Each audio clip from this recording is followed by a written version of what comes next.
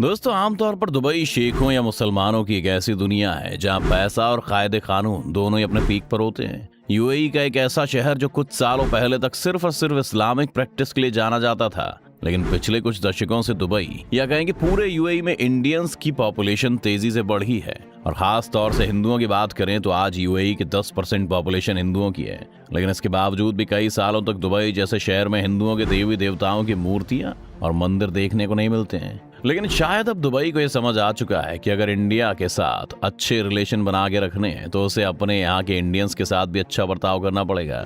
इसलिए दुबई में रहने वाले हिंदुओं के लिए सबसे बड़ी खुशखबरी ये है कि दुबई में एक नए हिंदू मंदिर को बनाया गया है। जी हाँ दोस्तों, यूएई में बसे हजारों लोगों को इस नए हिंदू मंदिर की पहली झलक कुछ दिन पहले देखने को मिली और इसे देखते ही वो इसकी खूबसूरती में खो गए।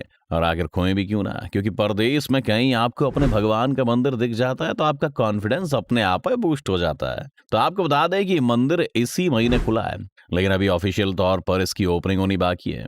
ओपनिंग भले ही बाकी हो, लेकिन उससे पहले ये मंदिर अपने आप खबरों में आ गया है और हर तरफ इसकी बात की जा रही है, क्योंकि मंदिर सिर्फ हिंदुओं के लिए नहीं बल्कि हर उस इंसान के लिए बना है जो भी इस मंदिर में जाना चाहता है। यानी यहाँ सभी धर्मों में आस्था रखने वाले लोग आ जा सकते हैं। अब मंदिर का नाम आते ही एक सवाल मन में आता है कि ये मंदिर किस भगवान के नाम पर है। तो आपको बता दें कि इसमें एक दो नहीं बल्कि 16 हिंदू भगवानों की मूर्तियां हैं। और तो और पूजा करने वाले लोगों के अलावा दूसरे लोगों को भी मंदिर में आने की अनुमति दी गई है। आपको बता दें कि इस मंदिर में पिछले 9 दिनों तक विशेष प्रार्थना सभा का आयोजन किया गया था। इस दौरान यहाँ पर हर ईश्वर की पूजा हुई है और अगस्त महीने के अंत में मंदिर में सिखों के पवित्र ग्रंथ गुरु ग्रंथ साहिब को भी यहाँ रखा गया है, जो कि इस मंदिर को और खास बनाता है। अब अगर आपको थोड़ी डिटेल और दें तो ये पूरा स्ट्रक्चर अंदर से काफी खूबसूरत है और इसकी खूबसूरती देखते ही बनती है। इसमें एक मेन हॉल है और इसी मेन हॉल में भगवान की मूर्तियां भी रखी गई हैं। अब इस हॉल में आई गए तो ये भी जान लीजिए कि इस हॉल में एक बड़ा सा 3D प्रिंटेड गुलाबी कमल है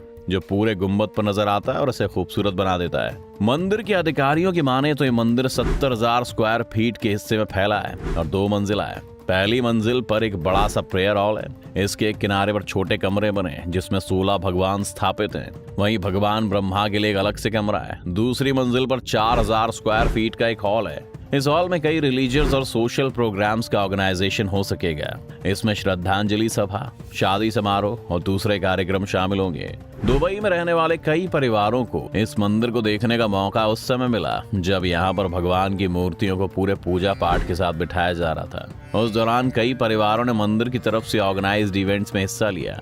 आपको एक और बात बता दें कि इस मंदिर के बन जाने के बाद और भी शहरों के लोगों के आकर्षण का केंद्र बन जाएगा ये, क्योंकि ये जहाँ बना है वो पूजा गांव के तौर पर मशहूर जबेल अली के नाम से जाना जाता है। अब आप कहेंगे कि पूजा गांव का क्या मतलब है? तो ये मंदिर जिस जगह पर बना है वहाँ पहले से ही कई चर्च और गुरु नानक दरबार गुरुद्वारा मौजूद है। अब अगर इस मंदिर के दर्शन की बात करें तो उसके लिए भी लाइंस में लगकर घंटों इंतजार नहीं करना होगा, बल्कि मैनेजमेंट की तरफ से QR कोड के जरिए दर्शन कराने की बात सामने आ रही है। इसी QR कोड की मदद से अपॉइंटमेंट बुकिंग सिस्टम को एक्टिवेट किया गया है। तो होगा ये कि जिन भी लोगों को इस मंदिर में दर्शन करने जाना है वो इस मंदिर की वेबसाइट के जरिए QR कोड को स्कैन करेंगे और अपॉइंटमेंट बुक करेंगे। अब अगर भक्तों की बात करें तो भगवान की भक्ति को हिंदू देश हो या विदेश कहीं भी नहीं छोड़ते। इसीलिए पहले दिन से ही मंदिर में दर्शन करने के लिए लोगों की भीड़ उमड़नी शुरू हो गई थी, खास तौर पर वीकेंड में। लेकिन QR कोड की वजह से एंट्री कुछ हद तक सीमित हो पाई। भीड़ को मैनेज करने और सोशल डिस्टेंसिंग के लिए प्रक्रिया अपनाई गई थी। जैसा कि हमने आपको बताया कि अभी मंदिर की ऑफिशियल ओपनिंग नहीं हुई है, इसीलिए अनऑफिशियली तौर पर ओपन हुए इस मंदिर को फिलहाल तो बंद ही रखा गया है और अभी मंदिर में इस समय सिर्फ मंत्रोच्चारण किया जा रहा है। 14 पंडित इस मंदिर में मंत्रों को पढ़ रहे हैं और ये सभी पंडित भारत से हैं। सुबह 7:30 बजे से 11 बजे तक और फिर शाम 3:30 बजे से रात 8:30 बजे तक मंत्रोच्चारण किया जा रहा है। इसके अलावा अभी मंदिर में कोई और काम नहीं हो रहा है। अगर ओपनिंग की बात करें तो इसके लिए ग्रैंड ओपनिंग का प्लान की तैयारी चल रही है, जिसमें यूएई और भारत सरकार के सीनियर अधिकारी इस दौरान मौजूद रहेंगे। इसके अलावा कुछ राजनयिक और सामुदायिक लीडर्स को भी इसके लिए न्योता दिया गया है। बता दें कि मंदिर 5 अक्टूबर के आधिकारिक तौर पर बाकी जनता के लिए खोल दिया जाएगा, जो कि सुबह 6:30 बजे से लेकर रात 8 बजे तक खुला रहता है। प्रशासन की तरफ से बताया गया है कि 4 अक्टूबर को मंदिर औपचारिक तौर पर खोल दिया जाएगा। दिलचस्प बात यह है कि अक्टूबर के अंत तक मंदिर में दर्शन करने के लिए अपॉइंटमेंट पहले से ही फुल हो गए हैं। 5 अक्टूबर से जिन लोगों ने वेबसाइट के जरिए बुकिंग कराई है उन्हें अनलिमिटेड टाइम तक के लिए एंट्री मिल सकेगी। फिलहाल की बात करें तो दर्शन सिर्फ कुछ घंटों के लिए ही है। बुकिंग सिस्टम अक्टूबर के अंत तक रहेगा और उसके बाद सिर्फ मंदिर के मेंबर्स को ही फ्री एंट्री मिलेगी। वो किसी भी समय आकर दर्शन कर सकते हैं। इसके साथ ही मंदिर एडमिनिस्ट्रेशन ने ट्रैफिक को कम करने के लिए विजिटर्स से रिक्वेस्ट किया है कि वो मंदिर तक आने के लिए पब्लिक ट्रांसपोर्ट का प्रयोग करें, जिससे कि पूरा सिस्टम सही तरीके से चल पाए और लोग दुबई में रहकर भी अपने देवी देवता के मंदिर में जाकर पूजा पाठ कर सकें। इससे पहले दुबई में हिंदू मंदिर के इतिहास के बारे में आपको बताएं तो करीब 64 साल पहले दुबई में एक हिंदू मंदिर का निर्माण हुआ था। दुबई में मौजूद उस मंदिर में भगवान शिव और कृष्ण की स्थापना हुई थी। लेकिन दोस्तों, ये दुबई नहीं है जहां पर हिंदुओं के नए और भव्य मंदिर की खबरें आ रही हैं, बल्कि अमेरिका के कैलिफोर्निया में भी अक्षरधाम मंदिर की तर्ज पर एक नए स्वामी नारायण मंदिर की भी खूब चर्चा होती रहती है, जिसकी खूबसूरती और उस पर खर्च हुए पैसे की बात जानकर आपके होश उड़ सकते हैं। जी हाँ दोस्तों, कैलिफोर्निया के साउथ में मौजूद लॉस एंजलिस में हॉलीवुड के करीब बना ये मंदिर यहाँ बसे हिंदुओं की आस्था का प्रमुख केंद्र है। बोचासन वासी अक्षर पुरुषोत्तम स्वामी नारायण संस्था यानी कि BAPS की तरफ से बनवाए गए इस मंदिर की भव्यता और दिव्यता देखते ही बनती है।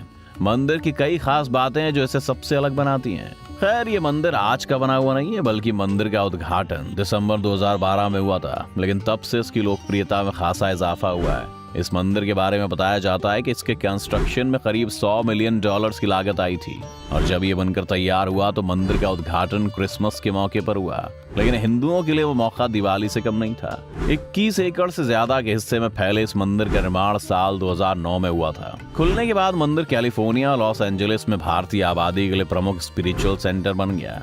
BAPS के अधिकारियों के मुताबिक उनकी तरफ से पूरी दुनिया में 100 से ज्यादा मंदिर चलाए जाते हैं। इनमें से 50 मंदिर UK और अमेरिका में हैं। लेकिन लॉस एंजलिस का ये स्वामी नारायण मंदिर अपनी खूबसूरती के कारण सिंबल ऑफ ग्रैंडियर कहा जाता है, जिसे देखकर आपको दिल्ली के अक्षरधाम मंदिर की याद आ जाएगी। अब ये मंदिर खास इसलिए भी है क्योंकि उसको बनाने के साथ किसी भी तरह का कोई कॉम्प्रोमाइज नहीं किया गया है, बल्कि मंदिर में लगा गुलाबी पत्थर खास तौर पर राजस्थान से भेजा गया था। इसके अलावा मंदिर में इटालियन मार्बल लगा है, जिसे मंदिर में खास तौर पर यूज किया गया है। मंदिर के अधिकारियों के माने तो शिल्प शास्त्र के प्रिंसिपल्स को मानते हुए इसे नागर स्टाइल में तैयार किया गया है। मंदिर में क्लासरूम, जिम, एक डाइनिंग हॉल, नाश्ते की दुकान, एग्जीबिशन हॉल और लिविंग क्वार्टर्स भी है। इसके अलावा यहाँ पर खास तरीके का वेजिटेरियन नाश्ता मिलता है और साथ ही मिठाई शॉप भी इस मंदिर के चाम में 4 चांद लगाती है।